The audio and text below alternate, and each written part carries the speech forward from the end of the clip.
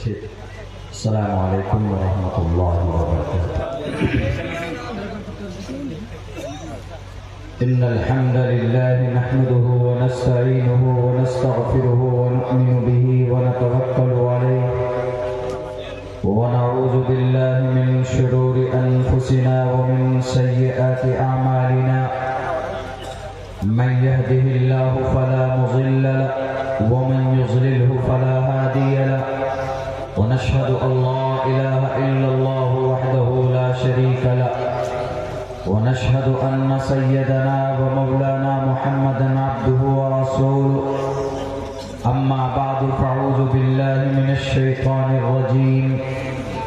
बिस्मिल्लाहिर रहमानिर रहीम। इन्नल्लाहा इंदहु इल्मुस्साअह व युनज़्ज़िलुल गैथ व यअलमु मा फिल अर्हाम व मा तदरी नफ्सुन माज़ा तक्सिबु गदा व मा तदरी नफ्सुन बिअय्यि अर्ज़िन तमूत। इन्नल्लाहा अलीमुन खबीर। व क़ाल अल्लाहु तबारक व तआला फिल क़ुरआनिल मजीद फस्अलू अहलज़ ज़िक्रि इन कुन्तुम ला तअलमून। क़ाल नबी सल्लल्लाहु अलैहि वसल्लम इन्नमा बुइस्तु लिउतम्मिम मकारिमल अख़लाक़ औ कमा क़ाल नबी अलैहि सलातु वस्सलाम। All compliments, all physical prayer and all monetary worship are for Allah. Peace be upon you, O Prophet, and Allah's mercy and blessings peace be upon us and righteous slaves of Allah subhanahu wa ta'ala. I bear witness that no one is worthy except of Allah subhanahu wa ta'ala. O my Lord, expand me my days, please my task for me. Remove the impediment from my speech so they may understand what I say. न संदुरुषि तिस्थिति रूपमस्सया न चक्षुषा पश्यते कश्चनैनम्। ओम सहनावतु सहनो भुनक्तु सहवीर्यं करवावहै तेजस्वनावधीतमस्तु मा विद्विषावहै। ब्रह्मानंतमनादि विश्वकुर्दजं सत्यं परम शाश्वतं विद्या यस्य सनातनी निगंभिर्दै। ओम शांति ओम शांति ओम शांति। हज़रात मोहतरम स्टेज पर उलमा किराम,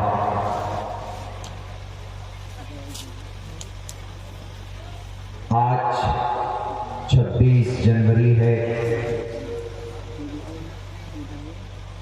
आप में से कुछ लोग ये सोच रहे होंगे कि 25 जनवरी का प्रोग्राम था, रात को 12 बजे के बाद तारीख बदल जाती है। आपने हमें दावत दी 25 तारीख को, मैं 25 तारीख को रात में शाम को यहाँ पहुँच चुका था। अब 26 तारीख में तकरीर करा रहे हैं, वो भी रात के 1-1:15 बजे। ये बड़ी नाइंसाफ़ी मुझे लगती है। मैं फिर भी आप लोगों की मोहब्बत में, खुसूसन मौलाना यहया साहब, उनकी टीम और नौजवानों की पूरी मेहनत की वजह से इस वक्त 1-1:30 बजे रात में प्रोग्राम करना, बात करना थोड़ा सा अजीब महसूस होता है। तबीयत नहीं चाहती है। थोड़ी सी प्रोग्राम में आप लोगों की थोड़ी सी अगर और तरतीब मुरतब होती तो ये प्रोग्राम में और मज़ा आ जाता। बहरकैफ जो भी हुआ अल्लाह की तरफ से होता है। दुआ कीजिए कि अल्लाह तबारक व तआला आपके इस जलसे को हम सब के लिए हश्र के मैदान में निजात का जरिया बनाए। आमीन। मेरे भाइयों, चलिए, जब 26 तारीख की शुरुआत है तो कुछ 26 तारीख के ताल्लुक से कुछ नई बातें हम और आप जानने की कोशिश करते हैं। 3 बातें आपके सामने पेश करूंगा। एक का ताल्लुक 26 जनवरी से है और दूसरी बात पेश करूंगा मैं इल्म गैब चूँकि बहुत बड़ा मसला आज के ज़माने में एक शास्त्री जी हैं, कुरान और हदीस की रोशनी में चमत्कार गैब की बातों को जानकर लोगों के सामने पेश करना। एक धीरेन शास्त्री साहब हैं, कुरान और हदीस की रोशनी में और वेद की रोशनी में उनका क्या मकाम है, एक उस ताल्लुक से दो बातें, और तीसरी बात हमारे कुरान के ताल्लुक से। अभी दो बच्चा उनके सर पर दस्तार बांधी गई, हाफिज कुरान बने, तो हम कुरान के ताल्लुक से भी बात करेंगे। इन्हीं तीनों बातों के ऊपर खुलासा करके हम अपनी बात खत्म करेंगे।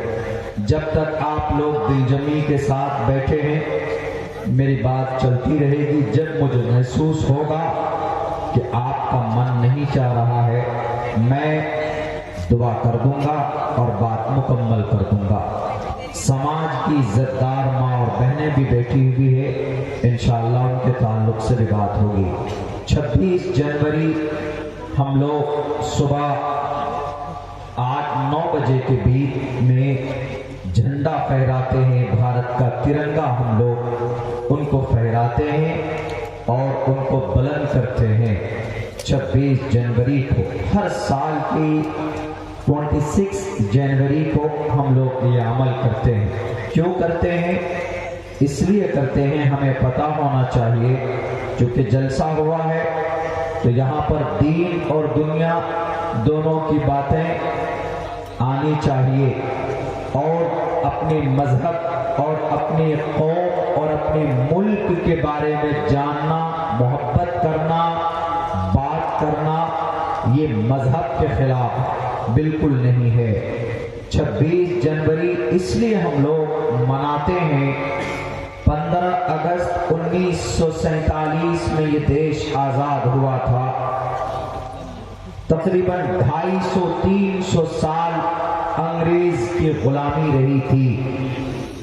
बड़ी मेहनत और मशक्कत करने के बाद ये देश आजाद हुआ, ये मुल्क आजाद हुआ और उस आजादी में अंग्रेज से लड़ाई लड़ने में सबसे पहले आगे मुसलमान थे और उन मुसलमानों में सबसे पहला मुसलमान आपके बंगाल का ही था।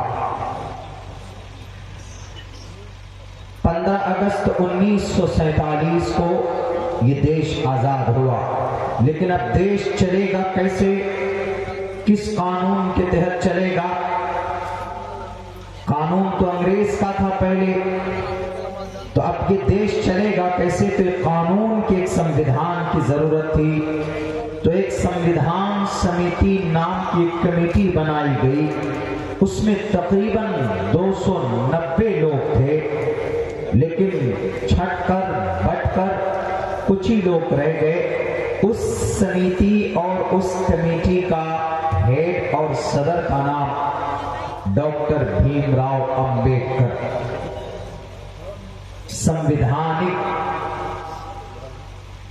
संविधान को लिखने वाले अध्यक्ष थे वो। तो उनको चुना गया सदर और उन्होंने तकरीबन 2 साल 11 महीने 18 दिन में भारत का संविधान लिखा।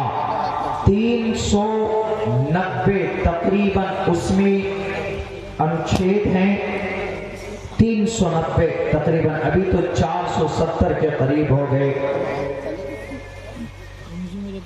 हाथ से लिखा गया, हिंदी और अंग्रेजी में 2 किताब बनाए गए। संविधान एक ही लैंग्वेज 2 है, 2 किताब बनाई गई, 2 मुसव्वदा बनाया गया। दोनों मुसव्वदा आज पार्लियामेंट के अंदर ये किताब की शक्ल में मौजूद है। भारत के संविधान महफूज है वहां पर। और आपको दूसरी एक बड़ी अच्छी बात ये बताऊं मैं आपको कि उसके पन्ने के चारों तरफ जो फूल है और जो डिजाइन है, हर पेज के ऊपर में एक न एक इतिहास, एक न एक तारीख का जो वाकया हुआ है उसको दर्शाया गया, उसका फोटो है। उसका फोटो, अंग्रेज से कैसे लड़ाई लड़ी गई, कहीं कहीं पर उसका है, जलियांवाला बाग का है, और कुछ धार्मिक तस्वीरें भी है जैसे रामायण है, और कभी कभी मुस्लिम इंपेयर, मुस्लिम बादशाह की भी तस्वीर है कि उन्होंने कैसे हुकूमत की थी, वो भी है। और उस पेज के चारों तरफ जो डिजाइन है खूबसूरती का, सोने के पानी से बनाया हुआ है। और उसको बनाने वाला कौन है? आपको खुशी होगी, आप ही का बंगाल का फूलपुर का प्रेम बिहारी नारायण है, जो आपके बंगाल का है। उसने अपने हाथों से लिखा, अपने हाथों से उसकी खूबसूरती उसमें सोने के पानी चढ़ा है। 26 जनवरी उस किताब को तैयार किया गया। कानून मुकम्मल तौर पर जब तैयार हो गया तो उसको पार्लियामेंट में पेश किया गया। 26 नवंबर 1949, 26 नवंबर, जनवरी नहीं, 26 नवंबर 1949, 1 में इस पूरे संविधान को मान लिया गया पार्लियामेंट में कि हाँ, अब ये हमारे भारत की कानून, हमारा भारत का संविधान होगा इस देश का। 26 नवंबर के बाद 1950 में जनवरी की 26 तारीख को भारत का संविधान पूरे भारत के अंदर लागू किया गया, इंप्लीमेंट किया गया, नाफिज किया गया। इसीलिए आज के दिन हम लोग गणतंत्र दिवस, और इसको इंग्लिश में रिपब्लिक डे बोलते हैं, इस दिन हम झंडा फहराते हैं कि इस दिन हमारा भारत का संविधान नाफिज किया गया। 26 नवंबर को 1949 में भारत के संविधान को कबूल किया गया था, माना गया था पार्लियामेंट में। और 26 जनवरी 1950 को यह बात जहन में रहनी चाहिए। और मेरे भाई को पता है, 290 लोगों में जो संविधान लिखने की जो जमात तैयार की गई थी, उनमें से 36 मुसलमान थे और उनमें कई उलमाए किराम थे। एक का नाम मौलाना अबुल कलाम आजाद, वो भी संविधान लिखने वाली टीम में थे। दूसरे मौलाना का नाम मौलाना हसरत मोहानी, तीसरे मौलाना का नाम मौलाना हिफ्जुर रहमान सिहारवी। हमारे उलमा संविधान को लिखने में शामिल थे। 36 उलमा, 36 मुस्लिम थे, उनमें अक्सरियत उलमा इकराम की थी। ये बातें हम लोग नहीं जानते हैं, सिर्फ हम लोग ये समझते हैं कि नमाज पढ़ेंगे, इबादत करेंगे तो जन्नत में चले जाएंगे।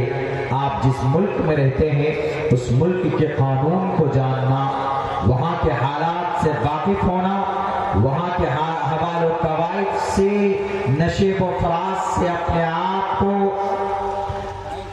जानकारी में रखना, अपने आप को बुराइयों से बचाना, ये भी आपकी बड़ी जिम्मेदारी, ये भी इबादत में शामिल है। जब पढ़ेंगे खुलकर इबादत क्या क्या है तो बातें समझ में आएंगी। तो ये पता होना चाहिए हमारे मुसलमानों को कि हम लोग तिरंगा झंडा लहराते हैं। तिरंगा झंडा ये भारत का झंडा है। हिंदू भाइयों का झंडा भगवा झंडा है। ये कलर, ये भगवा है यहाँ पे, इसको जाफरानी कलर भी बोलते। इसी झंडे, इसी कलर की वजह से तो झगड़ा हुआ। अभी कोई फिल्म रिलीज हुई होने वाली, उसमें मैडम पादुकोण जो हीरोइन है उसको ये कपड़ा पहनाया गया बिकिनी, तो झगड़ा हो गया। क्यों? हिंदू भाइयों का मजहबी झंडा है, मजहबी कलर है उनका धार्मिक कलर है। और हम मुसलमानों का धार्मिक कलर कौन सा? हम मुसलमानों का धार्मिक कलर बोला जाता है ये हरा रंग का। हरा रंग का मुसलमानों का धार्मिक कलर नहीं है। मुसलमानों का मजहबी कलर, इनका मजहबी झंडा वो झंडा है जो जमीयत उलमा हिंद का झंडा है, जिसमें सफेद और ब्लैक रंग की पट्टी होती है। जमीयत उलमा हिंद का झंडा देख लीजिए, आपको मुसलमानों का मजहबी कलर एंड मजहबी झंडा नजर आ जाएगा। मजहबी कलर इस्लाम में पसंदीदा कलर व्हाइट कलर है, सफेद है, चूंकि अल्लाह को ये कलर पसंद है। नेकी की अलामत है, जन्नतियों का लिबास सफेद कलर का होगा, फरिश्तों का लिबास सफेद कलर का होता है। अल्लाह के नबी सफेद कलर को पसंद फरमाते थे, ये बात है। लेकिन इस्लाम का झंडा सफेद एंड ब्लैक, ये दोनों मिक्स करके बनाया गया। और भारत का झंडा तिरंगा झंडा है जो सबका है, और भगवा झंडा ये हिंदू भाइयों का है, सनातन धर्मियों का है। इसीलिए इस भगवे झंडे की बिकनी पहनकर पादुकोण ने गाना गाया, आधी न्यूड होकर, आधी नंगी होकर। हम तो यही कहेंगे इस्लाम में इसकी कोई अहमियत और हैसियत नहीं है। तो बात हमारे हिंदू भाइयों, कुछ नफरती गैंगों ने यूं कहा कि ये हिंदुओं के अपमान के लिए शाहरुख खान साहब ने ये झंडा पहले कपड़ा पहनाया, हालांकि ऐसा नहीं था। वो तो एक हीरो है, बाकी डायरेक्टर का काम जिम्मेदारी होती है कौन सा कपड़ा पहनेगा कि नहीं पहनेगा।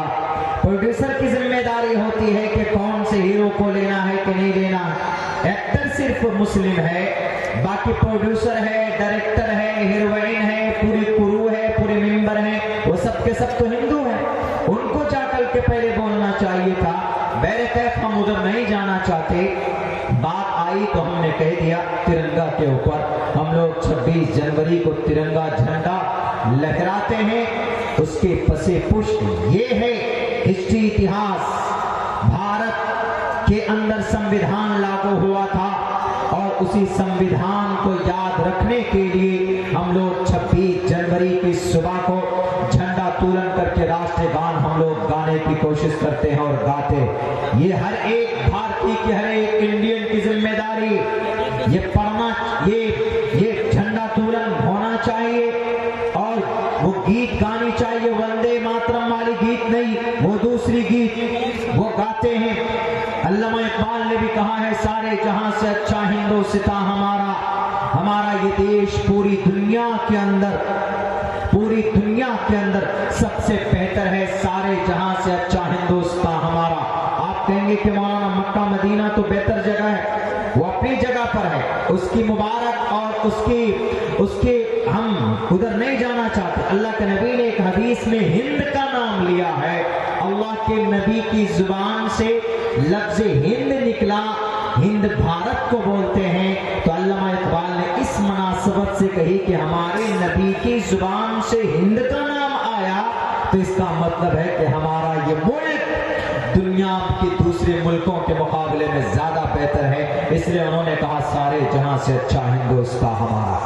मेरे नौजवानों, मेरे मुसलमानों, 26 जनवरी की तारीख आपको याद रहनी चाहिए। इसकी हिस्ट्री, इसका इतिहास आपको पता होना चाहिए। वरना आज नफरती लोग, अगर उनका बस चले, अगर उनके पास ताकत का इस्तेमाल करने का मौका हो, ताकत है उनके पास, लेकिन संवैधानिक तौर पर वो इम्प्लीमेंट अप्लाई नहीं कर सकते।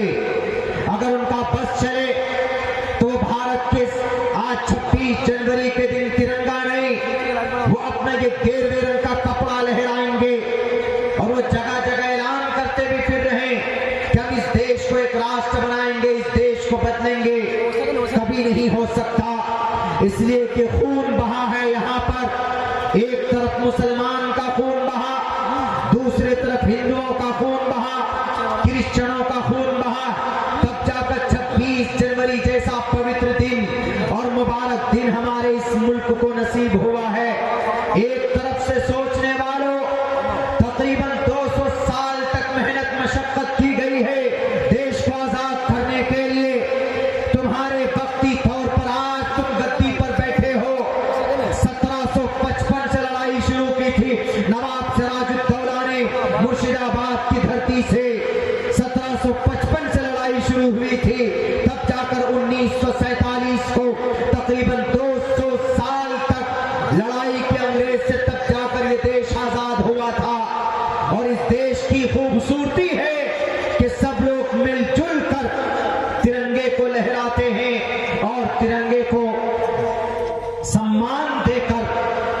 26 जनवरी और 15 अगस्त मनाते हैं, खुदा के वास्ते इस तारीख को मिटने और इस तारीख को बदनाम करने की कोशिश मत करो।